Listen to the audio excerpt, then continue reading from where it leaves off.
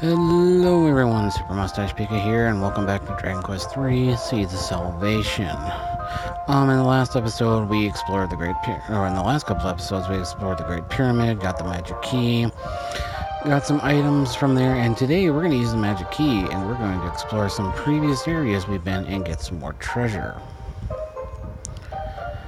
I was going to try to do this in the last episode, but trying to get all the going through the crypt and opening all those chests took so long with the battles, and I wasn't going to cut it out, so I just kind of think of just a kind of a filler episode. This guard will tell us, he knows where the son of Portoga is, so he's going to turn a blind eye. In this chest we find a rune staff. That'll be good for Sadas. And in this chest we find a seed of strength. We won't use that yet. Seed of agility. What do we got in here? 128 gold.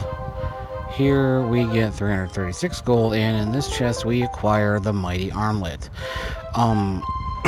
It increases your attack, I believe, by 10 or 15, and it does change your personality to Paragon in this version of the game. In the Super Famicom and Game Boy Color, I believe it was Lothario.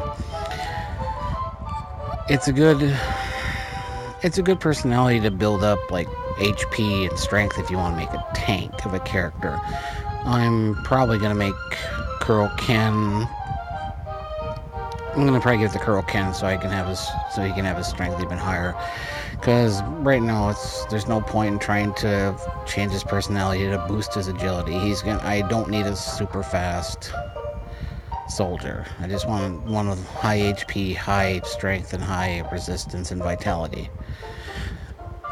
Anyways, we're gonna go now to Romeria. I believe there's a couple. I think there's a magic key door here or two,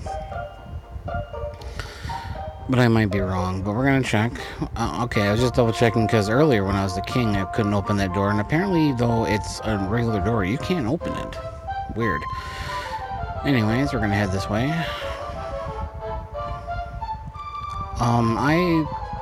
Okay, we can't go in there. I don't have the right key yet.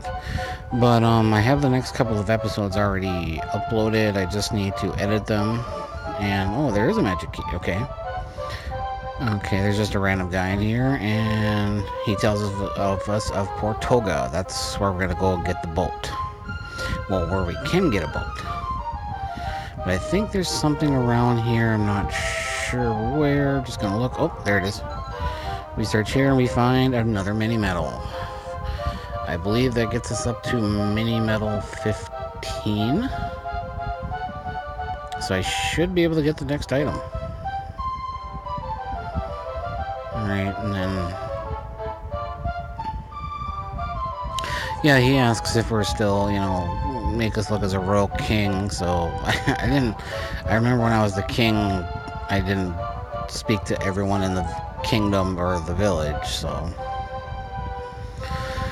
But with that, that's all we're gonna do here in Romeria.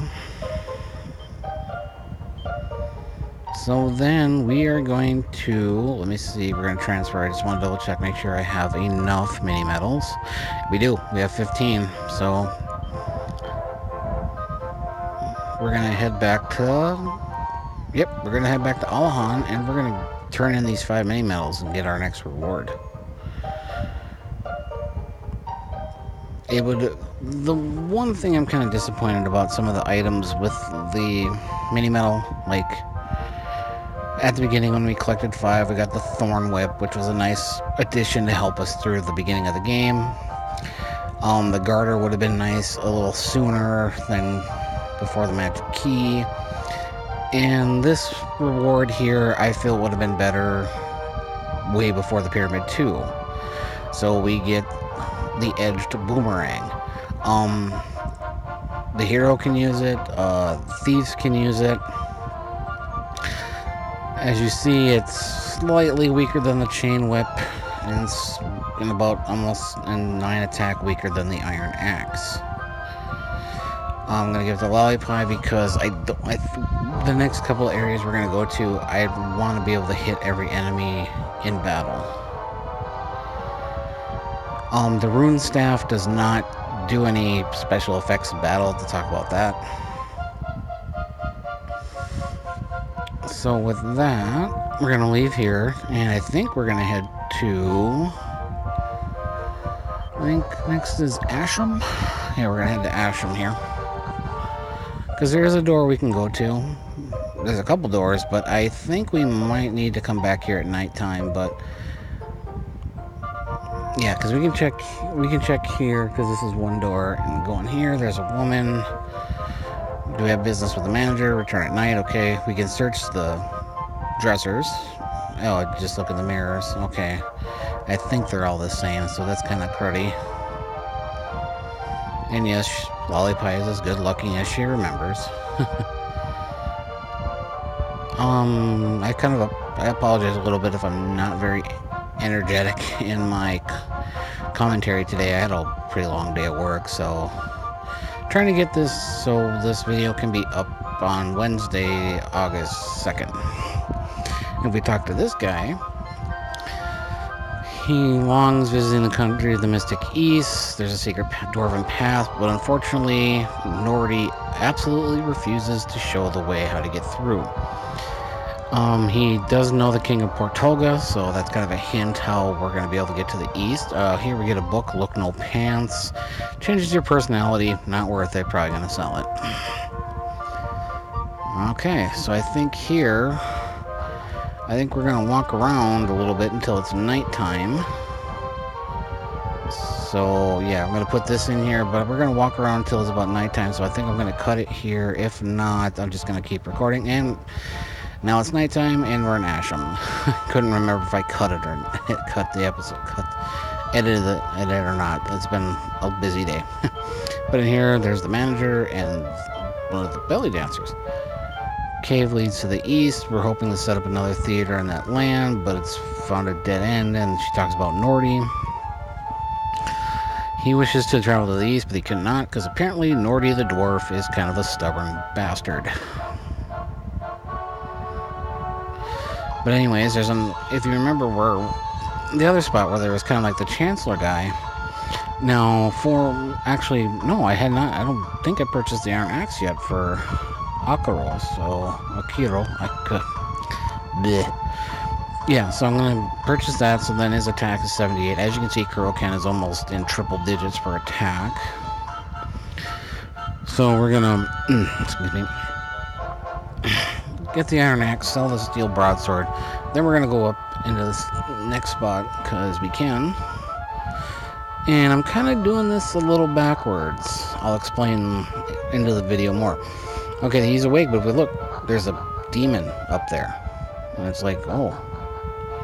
Sorry, the controls are being a little finicky here in these tight spots, but I'm going to talk to this guy. Does he say anything different? No, he says the same thing during the day, so I think he says something a little different in the NES version. I can't recall. We're going here, then, oh, there's a spot to search. Let's check that first. And here we find another mini-medal 16. If you remember, if you saw, our next reward is until we gather 30. What is morph spell failed? Alright, here we come across an imp. We will not fight these guys for a little while. They can use Cool Breath, they can use several magic. They tried to actually cast some of the more powerful spells in the game, like Exploded, Thwack, and others, but they don't have enough MP. They go down pretty quick. A group of them actually can be quite difficult, especially if they use that Cool Breath, because we don't have anything that protects us from breath attacks, equipment, nor spells. And now I cut here, and now we made it to Oasis. I'm sorry. Yeah, in the left corner here, you see this cat's not moving. And he's like, I serve the mighty Archfiend, to Alahan. That's the imp that we find in Asham. But anyways, we can't access the treasures during the day because the guards are actually blocking it. But now, since they're sleeping, we can raid the treasures. Here we get a golden tiara that changes your personality, I believe. Here we get mini medals at 17. Little gold seed of life we'll use later. We're gonna go over here because there's some more chests. Here, more gold. Seed of wisdom. Here, a ruby wristband. Changes personality. Gonna sell it. So, because I got one back in the pyramid too. And here we get a silk robe. Not as good as the magical skirt. So more stuff to sell. But also, when you come to here to the castle at night, you can see the guards are around the queens and are not there. Well, now we can access her chamber. And as you can see, some of the maidens are sleeping here because they're kind of her guards and stuff. Not too happy that there's a guy in here. Yep. You never know what happens if they find out that a man came into the queen's chambers. She's actually pleased we came under many of her suitors are under false pretense. She's greatly, she's thankful for our audience at this time of night. And she tells us to search behind her bed. If we search behind her bed, we find a prayer ring. The nice thing about prayer rings is that you can use them to recover MP, though there is a chance after using it, the ring will break and it's gone. In later Dragon Quest, you can actually buy these at item shops, and it's ridiculous. You could have like 20 prayer rings. I think in Dragon Quest 8 you can buy them at stores. I know in Dragon Quest 4, 5, and 6, I think also 7. But after 4 you can obtain them by casinos. But here in this game we got to try to find them elsewhere. But anyway, since we finished here, we're going to head back to Romeria, and we're going to progress with the story, and we're going to head to the kingdom of Portoga after we heal here quick. If I can get there. Alright. But as I said in every episode, I hope everyone is enjoying this Let's Play. I'm enjoying doing this, even though this is my first one. Anyways, we're gonna get into a battle with, these enemies are just nothing. It's like, why are we dealing with them? But I don't think I have any holy waters, and I don't have any spells that keep me from avoiding battles yet. I think Lollipie gets something like that in a couple levels. More toxic toads. More about this game. I am working on more of the kind of the fan art kind of stuff. Cause, I want to get this series is going to be a long one. And I know I picked a game that's going to take a long time. It's going to take a lot of hours. It's like 60 plus hours. And that's just with grinding and quest and everything like that. So now since we have the magic key, we can head down here. Can't access that yet because we don't have the right key. We won't get that for a while. And then here, now we're in a new land. As we exit, and we're in a new area. There are some new enemies here, so we might potentially run into a few. But we're not going to end the episode yet. Let's head towards the new place. And here we get into another battle.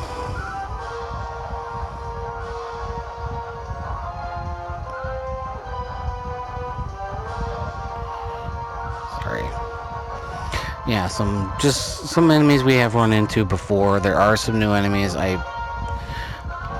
lost coverage here, so I don't know if we're going to meet any new monsters in this episode, but let me check. Oh yeah, we do. Lump lizards. Yeah, I had to look back at my notes. I didn't, because I turned away from a second from the screen and I saw that I took them out pretty quick. Yeah. So we got them. And yeah, I mean shouldn't be too much more. I believe we should have reached Portoga by now, and yes, that we can get some new weapons and armor here. There's also, it's a very small kingdom, and yeah,